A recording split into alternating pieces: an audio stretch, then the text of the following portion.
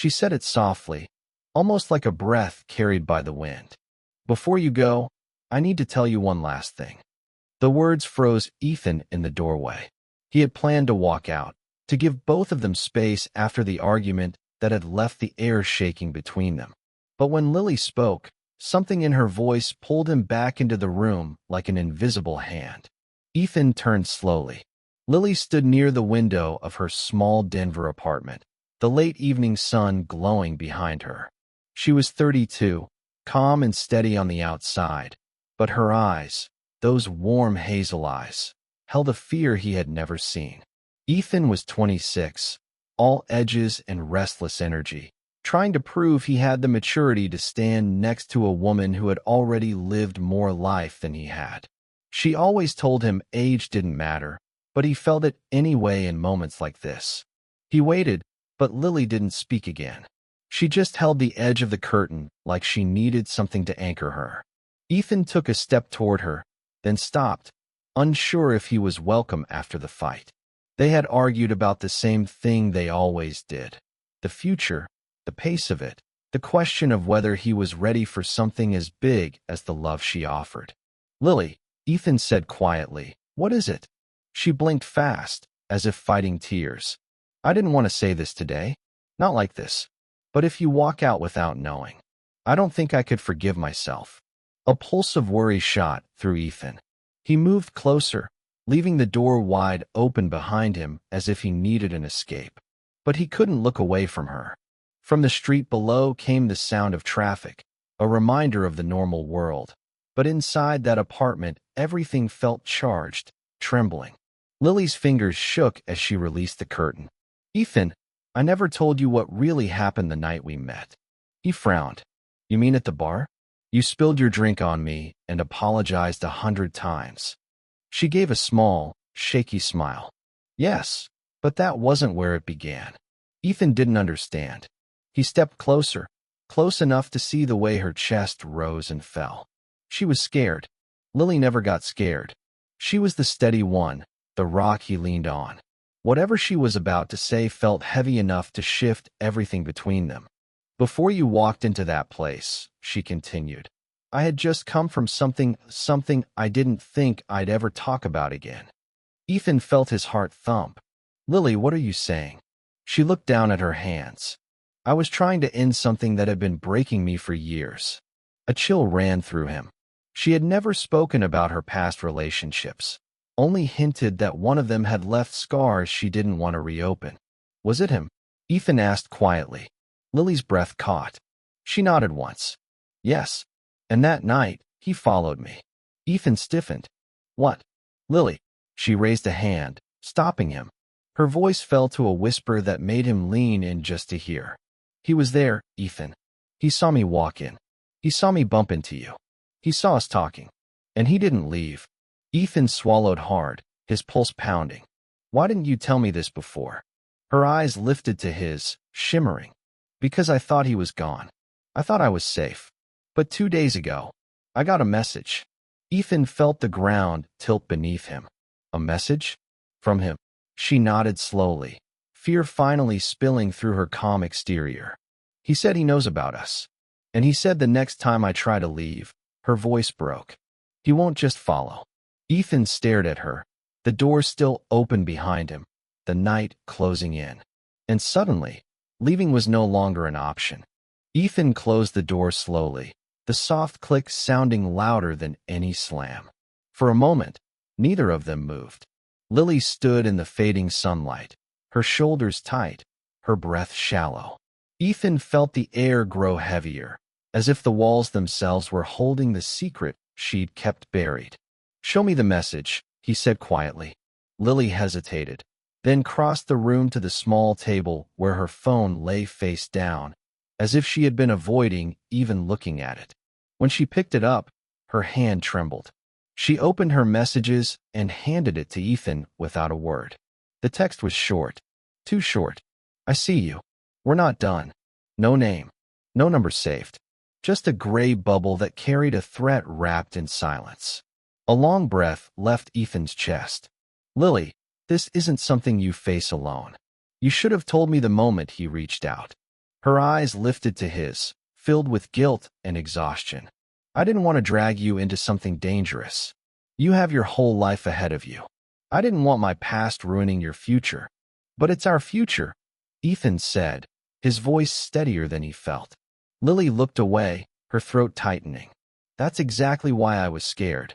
He set her phone down and took her hand gently. She didn't pull back, but her fingers were cold. Tell me everything, he said. Start from the beginning.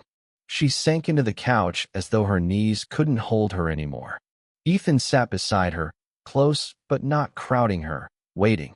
I met him when I was 22, she began. I thought he was charming, strong. He knew what to say, what to do. Back then, I didn't know the signs. I didn't know how slowly someone could take control of your life without you noticing. Her voice wavered, but she continued. By the time I realized what he was, I felt trapped. He watched everything I did. He made me feel like leaving him would destroy both of us. Ethan listened, anger simmering under his skin.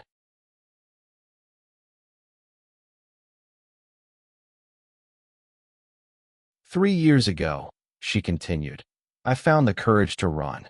I moved to Denver without telling anyone where I went. I changed my job, my number. I thought I was finally free. She paused, her voice barely above a whisper. Then I met you, and for the first time in years, I felt like I could breathe again. Ethan's grip on her hand tightened. So the night we met, he followed me, she said. He watched from across the street.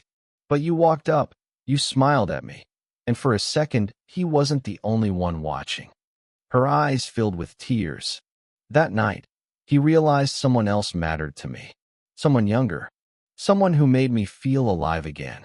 I think that made him furious. Ethan leaned back, trying to steady the storm inside him. He wanted to fix this, to protect her, but her fear ran deep. Lily, have you talked to the police? She shook her head quickly. They didn't help before. They said I had no proof of danger. Without a threat, they couldn't do anything. And now? Ethan asked softly. She looked at him with a heartbreaking mixture of hope and despair. This message, it feels like a warning. I don't know what he wants. I just know he's close. A shadow passed across her face, a memory or a fear she hadn't spoken aloud. Ethan slid closer, wrapping an arm around her shoulders. For a moment, she let herself collapse into him, her head resting against his chest. Lily, he murmured, I'm not going anywhere. She closed her eyes, clinging to him as though she had been drowning for years and had finally reached shore. Ethan, I'm scared he'll hurt you. Let him try, Ethan said, though he felt the tremor in his own voice. Lily pulled back slightly, studying him with worried eyes. You don't understand who he is, what he's capable of. Then help me understand, Ethan said, because I'm not leaving you. She hesitated, breathing unevenly. There's something else I didn't tell you. Ethan's heart thudded hard. What is it? Ethan felt the room tilt, as if every piece of furniture, every shadow, every breath had been waiting for this moment to fall apart. A photograph. Someone had taken a picture of them, together, without either of them noticing. Someone had been close. Too close. Where is it? Ethan asked, his voice low and controlled, though his pulse pounded hard enough to hurt. Lily rose from the couch and went to her bedroom. Ethan followed, stopping at the doorway as she opened her nightstand drawer. She pulled out a plain white envelope, the top torn. Her hands shook as she held it out to him. Inside was the photo. It showed Ethan and Lily outside a small cafe in downtown Denver. She was laughing, her head tilted back slightly, sunlight catching her hair. Ethan was reaching to tuck a loose strand behind her ear. The moment had felt private, tender, safe. Seeing it captured by someone hiding in the shadows made something cold spread through his chest. On the back of the photograph were 3 words written in black marker. She is mine. Ethan closed his eyes for a second, grounding himself. When he opened them again, Lily looked like she was bracing for his reaction, maybe for him to panic, maybe for him to walk out. Instead, he stepped closer, and pulled her gently into his arms. "We're not running from this," he said. "Not anymore." She pressed her forehead to his shoulder. "Ethan, I don't want you to get hurt. You don't understand what he does to people who leave him. Then we make sure he never gets near you again." His voice held a steadiness he didn't entirely feel, but he meant every word. Lily's breath trembled. "He won't stop." "Then neither will I." She looked up at him, tears in her eyes, but a spark of hope pushing through the fear. "Why? Why would you risk so much for me?" "Because I love you." Ethan said it without hesitation. The words fell from him like they'd been waiting at the edge of his heart. "And I'm not letting some ghost from your past decide what our future looks like." Her eyes widened, softening, breaking. She hadn't expected that. Not now, not in the middle of this storm. She touched his face gently, her thumb brushing his cheek. "Ethan." He leaned into her palm, grounding himself in the warmth of her touch. "We'll handle this together, whatever comes." Before she could answer, a sharp knock echoed from the front door. Both of them froze. The knock came again, firmer this time. Ethan moved first, stepping in front of Lily as they walked back into the living room. She held onto his arm, her breathing quick and tight. "Who is it?" Ethan called out. Silence. Then a voice, low, calm, familiar enough to make Lily's entire body stiffen. "Lily, open the door." Her ex's voice. Ethan felt her grip tighten painfully around his arm.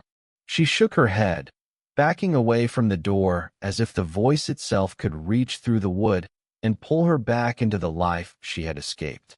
Ethan positioned himself between her and the entrance, his jaw tightening. He could feel the tremor in her hands and the terror in her breath. "Lily," the voice repeated. "I know he's in there with you. Open the door. We need to talk." Ethan spoke before she could. "She doesn't want to talk to you." The hallway went silent. Then the man laughed, a low, chilling sound. "You think you can protect her?" he said. "You have no idea what she belongs to." Ethan stepped closer to the door, his voice steady. "She doesn't belong to you, and you're not coming in." A pause. Then the doorknob rattled. Lily gasped and backed farther into the room. Ethan quickly locked the deadbolt, his own heartbeat hammering. "Call 911, he told her. She grabbed her phone with shaking hands. But before she could dial, the man spoke again, his voice a slow, poisonous whisper that slid through the cracks of the door. "If you think this door is going to stop me," he said,